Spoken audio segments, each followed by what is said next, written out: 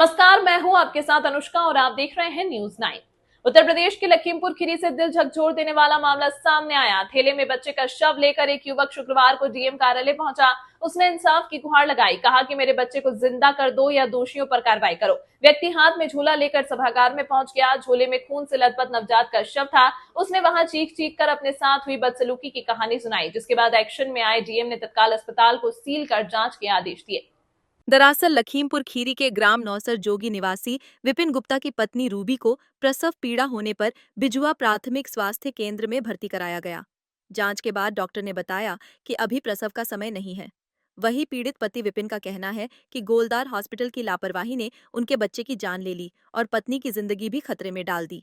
उन्होंने डॉक्टर मनीष गुप्ता और हुकुमा गुप्ता पर भ्रूण हत्या व लापरवाही का आरोप लगाते शिकायती पत्र सौंपा है। हम आपको बता दें कि लखीमपुर खीरी के ग्राम नौसर जोगी निवासी विपिन गुप्ता की पत्नी रूबी गुप्ता गर्भवती थी। गुरुवार की रात उसे प्रसव पीड़ा हुई। परिवारजन ने प्राथमिक स्वास्थ्य केंद्र बिजुआ में भर्ती कराया। वहां डॉक्टरों ने जिला अस्पताल रेफर कर दिया। इस पर स्वजन गर्भवती को गोलदार हॉस्पिटल ले गए। परिवारजन के अनुसार जब महिला की हालत गंभीर हो गई तो शुक्रवार को दोपहर डॉक्टरों ने नर्सों की मदद से रूबी को अस्पताल से बाहर निकाल दिया और इलाज करने से साफ मना कर दिया। गंभीर हालत में स्वजन रूबी को एक अन्य निजी अस्पताल लेकर पहुंचे। वहां जांच में पता चला कि पेट में बच्चा मर चुका है और गर्भवती को गलत दवाइयां दी गई थीं। लगे आरोप के मुताबिक उसकी गर्भवती पत्नी को निजी गोलदार अस्पताल में धक्का देकर बाहर निकाल दिया गया। उसका प्रसव भी नहीं कराया गया और फिर दूसरे अस्पताल में लापरवाही से किए गए प्रसव से उसके बच्चे की मौत हो गई। उसकी पत्नी के साथ बहुत ही अभद्र व्यवहार किया। इतना सुनते ही अधिकारियों ने तुरंत सीएमओ डॉक्टर संतोष गुप्ता व एसडीएम सदर अश्विनी कुमार को आदेश दिया कि वे तत्काल जाएं और अस्पताल को सील करने के साथ ही महिला के साथ बदसलूकी करने वालों पर कठोर कार्रवाई करें। इसके बाद गोलदार अस्पताल को सील कर वहां के मरीजों को सुरक्षित जिला महिला अस्पताल में शिफ्ट कराया गया। साथ ही प्रसूता को सृजन अस्पताल में भर्ती कराया गया। डीएम दुर्गा शक्ति नागपाल ने कहा कि जिले का हर व्यक्ति उनके परिवार का सदस्य है। लापरवाही कतई बर्दाश्त नहीं की जाएगी। उन्होंने यह भी घोषणा की कि प्रसूता के इलाज का पूरा खर्च वह स्वयं उठाएंगी। मामले की उच्च स्तरीय जांच के आदेश भी दिए। फिलहाल प्रसूता की हालत में सुधार है। मध्य प्रदेश के पन्ना जिले की पवई विधानसभा से एक बार फिर विधायक प्रहलाद लोधी ने सदन में क्षेत्र की विभिन्न मांगों को उठाया, जिसमें सर्वप्रथम छात्र छात्राओं की उच्च शिक्षा को लेकर रायपुरा मोहंद्रा में महाविद्यालय की मांग रखी। वहीं अपने विधानसभा क्षेत्र के मोहंद्रा को नगर परिषद एवं सिमरिया को जनपद पंचायत में उन्नयन किया जाए। क्षेत्र के चहुमुखी विकास को सदन में बात रखी है। इसके साथ ही विधानसभा क्षेत्र को जिले से जोड़ने वाली सड़कों की हालत में सुधार सहित विभिन्न सड़कों के चौड़ीकरण की भी मांग की। आइए सुनते हैं क्या कह रहे हैं विधायक प्रहलाद लोधी। मानिए जी, हमारे रेपरा मोहंद्रा में महाविद्यालय की मांग लगातार कई वर्षों से चल रही है, तो इसकी नियुक्ति इसको खुलवाया जाए। ग्राम पंचायत मोहंद्रा को तत्कालीन मुख्यमंत्री आदरणीय शिवराज सिंह जी ने नगर पंचायत के लिए घोषणा की थी, तो उसका भी उन्नयन किया जाए। आदरणीय हमारे शाहनगर बोरी चमरैया मार्ग चौड़ाई बढ़ाकर उसका पुनर्निर्माण कराया जाए, क्योंकि उसके कम से कम 50 से 70 पंचायतों का आवागमन रहता है।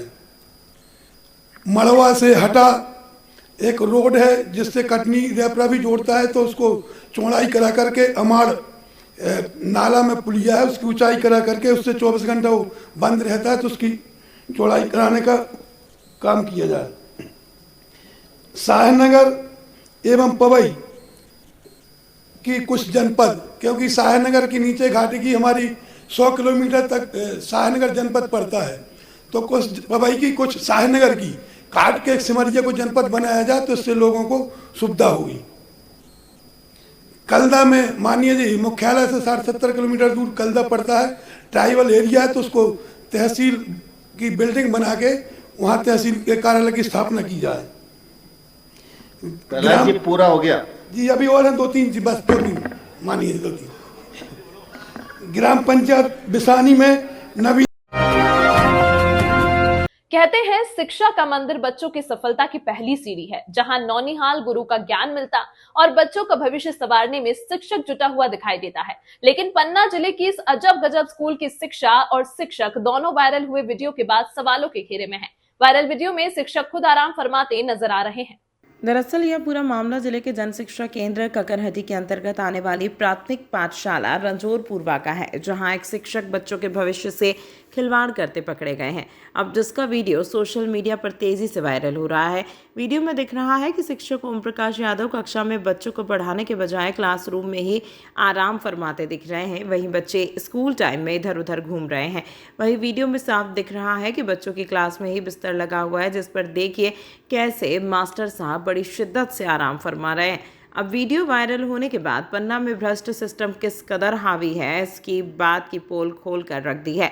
उक्त वीडियो से अंदाज़ा लगाया जा सकता है कि पन्ना शिक्षा व्यवस्था की हालत क्या है। यह तस्वीरें सभी को विचलित कर रही हैं कि किस तरह सरकार जहां बच्चों के अच्छे भविष्य के लिए प्रतिबद्ध है और मोटी वेतन इन शिक्षकों को दे रही है, मगर शिक्षक बच्चों को पढ़ाने की जगह क्लासरूम में ही आराम फरमा रहे हैं। स्थानीय लोगों की जागरूकता से यह मामला सामने आया। जब उन्होंने कैमरे पर बच्चों से बात की तो बच्चों ने खुलकर बताया कि शिक्षक ओम प्रकाश यादव अक्सर स्कूल आते हैं तो या तो सोते रहते हैं या फिर बिना किसी सूचना के स्कूल से भैंस चराने चले जाते हैं। बच्चों की इन बातों की पुष्टि स्कूल में मौजूद एक अन्य शिक्षिका ने भी की है। वहीं बच्चों ने बताया कि शिक्षक कभी कभी हस्ताक्षर करके अपनी भैंसों को भी चराने चले जाते हैं। अब ऐसे में अंदाज़ा लगाया जा सकता है कि कैसे इन बच्चों का भविष्य सुधरेगा। एप्लीकेशन नहीं देगा, बता गए हैं कि हम जा रहे हैं काम से दे बनेगा, ताला आला लेने जा रहे हैं। और कल भी नहीं थे? कल भी मीटिंग में गए रहे ककरे।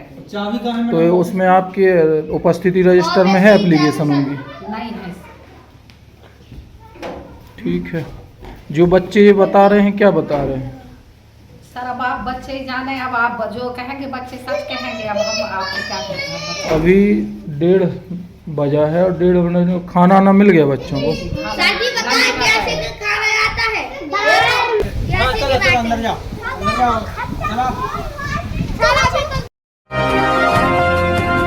एमपी से इनोवा में गांजा लेकर तेज रफ्तार भाग रहे तस्करों का 30 किलोमीटर तक किया पीछा। पुलिस की फिल्मी तर्ज करते हुए कार्रवाई की। गरियाबंद जिला मुख्यालय से 5 किलोमीटर दूर मालगांव चौक पर घेराबंदी में पकड़े 2 आरोपी, एक फरार।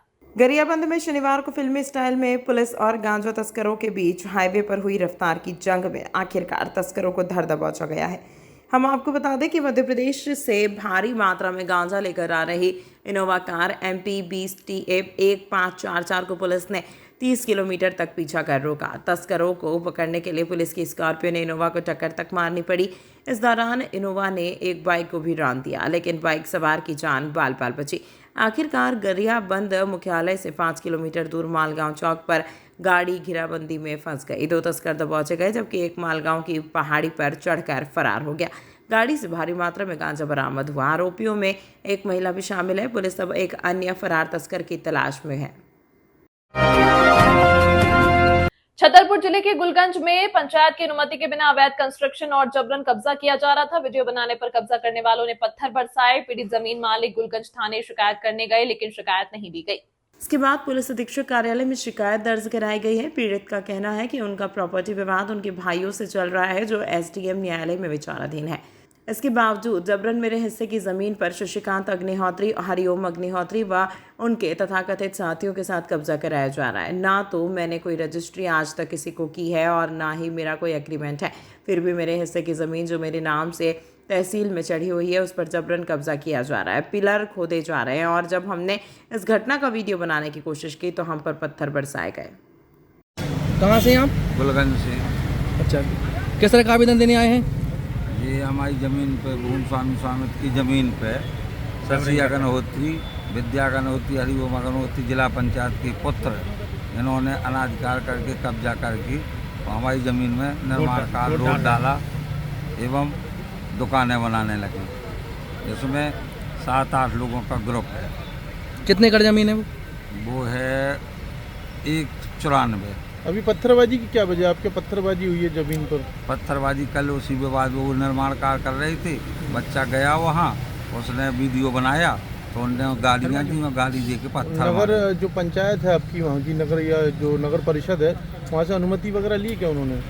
पंचायत है, पर पंचायत से अनुमति ली है उन्होंने? अब ये नहीं बता सकते। निर्माण अनुमति नहीं है। ज़मीन किसके नाम से है वो? ज़मीन मेरे नाम से है, विनोद कुमार, प्रताप महादेव प्रसाद ऐसे कैसे कब्जा कर रहे हैं? आपके आवेदन वगैरह थाने वाने में नहीं दिया आपने? सब में दिया है, सब थानेदार ने लेना से मना कर दिया था। उनके पास भी कोई कागजात हैं क्या?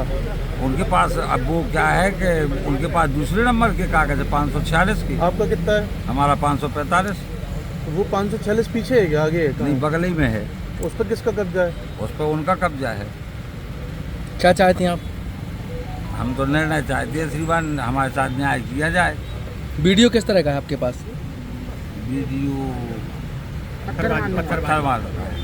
थाना प्रभारी कोई कार्रवाई नहीं की? हाँ, थाना प्रभारी। कौन मार रहे हैं पत्थर? पत्थर मार रहे हैं अशोक सांडेल। ये कौन है? अशोक सांडेल, विकास सांडेल, जिनकी दुकानों का काम लगा ये है। आपके परिवार के हैं क्या? ये परिवार के है, आधा है हम लोगों का। तो आप इन लोगों पे जो आरोप लगा रहे हैं शशि अग्निहोत्री पे, क्या प्रूफ है आपके ये लोग कब्जा कर रहे हैं? मौके पे थे क्या? इनने मौके पे थे और इनने रोड डाला, वो दुकानें बना रहे नहीं, हैं। उसमें जो पत्थरबाजी हुई तो मौके पे थे क्या ये मौके पे खड़े थे ना, धीरज जैन और नहीं, शशि अग्निहोत्री। अच्छा। हाँ, ये लोग सब लोग थे। मैंने बताया नहीं कि 7-8 लोग थे।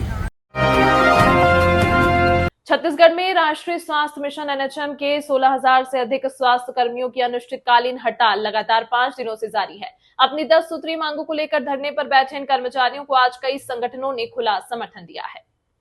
गरियाबंद के गांधी मैदान में विगत 5 दिनों से एनएचएम स्वास्थ्य कर्मियों का अनिश्चितकालीन आंदोलन जारी है। प्रदेश भर में तैनात 16,000 से अधिक स्वास्थ्य कर्मी नियमितीकरण, ग्रेड पे निर्धारण, अनुकंपा नियुक्ति, मेडिकल अवकाश समेत 10 प्रमुख मांगों को लेकर हड़ताल पर डटे हुए हैं। धरना स्थल पर छत्तीसगढ़ अधिकारी कर्मचारी फेडरेशन, लिपिक संघ और पटवारी संघ ने भी समर्थन दिया है। विजुअल्स धरना स्थल का कि आप लोग जानते हैं कि आपके मांग पत्र तो हमेशा आप लोग पढ़ रहे जा रहे हैं, लेकिन मैं केवल इतना जोश भरने आया हूं यहाँ पर कि आप लोग जो बैठे हैं अभी 18 तारीख से ना सर, 18 तारीख से लगातार आप लोग 19 और 20 2 दिन ऐसी हो गया। मांग नियमितीकरण है। नियमितीकरण नहीं मिलने से हमें बहुत सारी सुविधाओं का लाभ नहीं मिल पा रहा है। जैसे कि मैं बताऊं, जो हमें ग्रेड पे हमारा निर्धारित नहीं हुआ है। ग्रेड पे निर्धारण नहीं होने से हमारा बहुत सारी समस्या, एक कर्मचारी यदि 8,000 पा रहा है, वही नियमित में उसी का वेतन 25,000 40,000 है। ये सब विसंगतियों को दूर करने के लिए हमारी जो मुख्य मांग है ग्रेड पे और नियमितीकरण।